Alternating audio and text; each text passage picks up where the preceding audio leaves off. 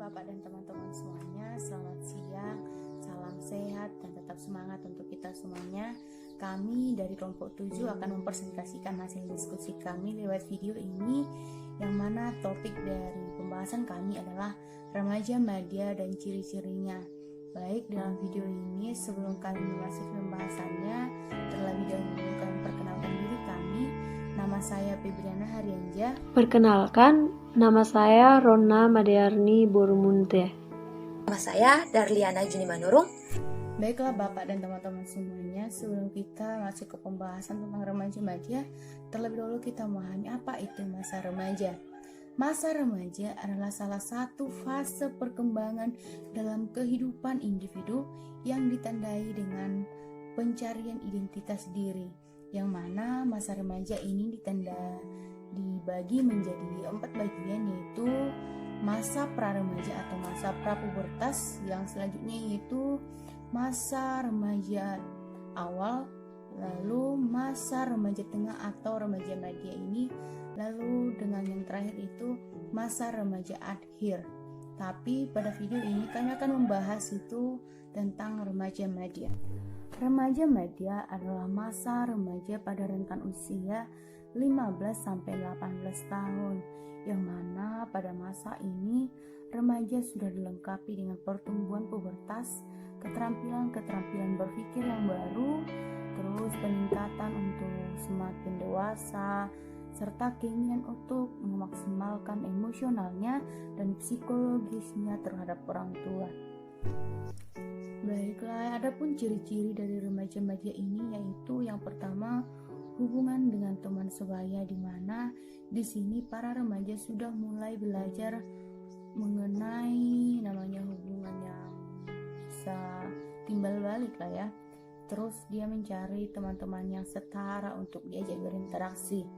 Nah, ciri-ciri yang kedua itu hubungan remaja ini dengan orang tuanya yang penuh konflik. Karena apa? Karena di sini sudah ada terjadi perubahan biologis pada anak remaja madya tersebut. Terus adanya pemikiran yang kognitif dalam diri anak tersebut. Terus terjadinya pola pikiran bertolak belakang antara orang tua dan anak sehingga menyebabkan adanya konflik. Yang ketiga yaitu di sini para remaja sudah mulai mencari tentang pengetahuannya tentang seksualitas yang tinggi. Dan yang terakhir itu menurut saya ciri-cirinya itu dia sudah mulai emosi, mudah stres karena pergaulan, karena hubungan dengan orang tua ataupun dengan hubungan sosialnya. Terima kasih. Baik, di sini saya akan mencoba menjelaskan tentang hal-hal positif maupun negatif yang sering dilakukan oleh remaja madya antara usia 15-18 tahun.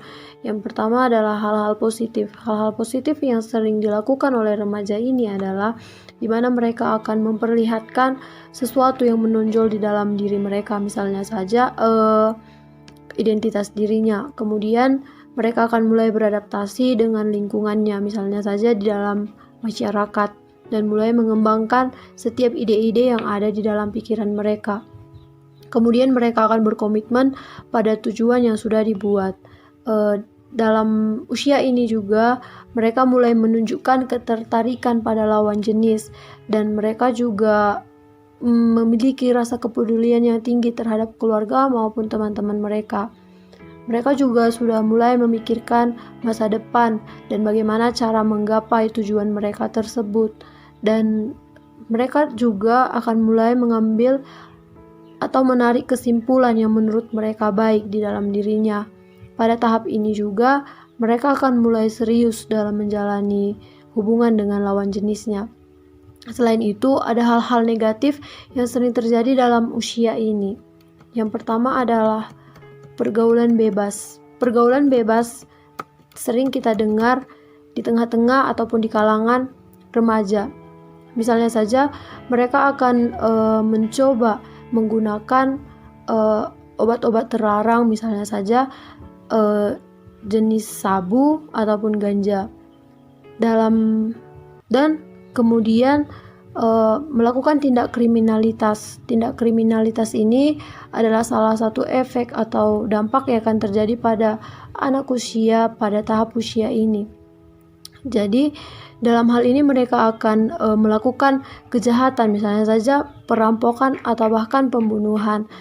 Jadi dalam hal ini diperlukan peran serta dari guru maupun orang tua untuk menjaga ataupun membimbing dan mendidik anaknya agar menjadi anak-anak yang berbakti dan memiliki tujuan hidup yang baik. Perkenalkan, nama saya Darliana Junimanurung. Di sini saya akan memaparkan tentang peran keluarga, gereja, dan sekolah dalam pembinaan remaja madya menurut Alkitab. Yang pertama, peran keluarga. Nah, yang menjadi peran keluarga dalam pembinaan remaja madya adalah orang tua harus dapat mendidik anak remaja dengan kasih, tertulis pada Efesus 6 ayat 4, serta orang tua harus menjadi teladan yang baik di dalam kehidupan anak remaja tersebut. Dan orang tua juga harus dapat menerima kelebihan serta kekurangan yang dimiliki oleh anak remaja tersebut. Yang kedua, peran sekolah. Nah, yang menjadi peran sekolah dalam pembinaan remaja madya menurut Alkitab adalah guru harus dapat mengajar, mendidik, membimbing, serta mengevaluasi anak remaja dengan kasih. Dan guru juga harus menjadi teladan dan contoh yang baik di kalangan remaja. Dan guru juga harus mampu memotivasi anak remaja untuk mempelajari Alkitab, serta membimbing anak remaja dengan memberikan nasihat yang didasarkan pada kebenaran firman Tuhan. Yang ketiga, peran gereja.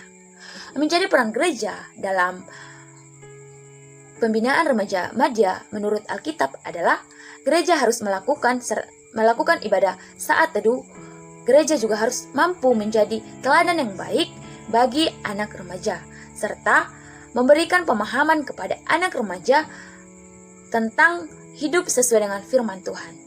Nah, demikian pemaparan yang dapat saya sampaikan. Terima kasih.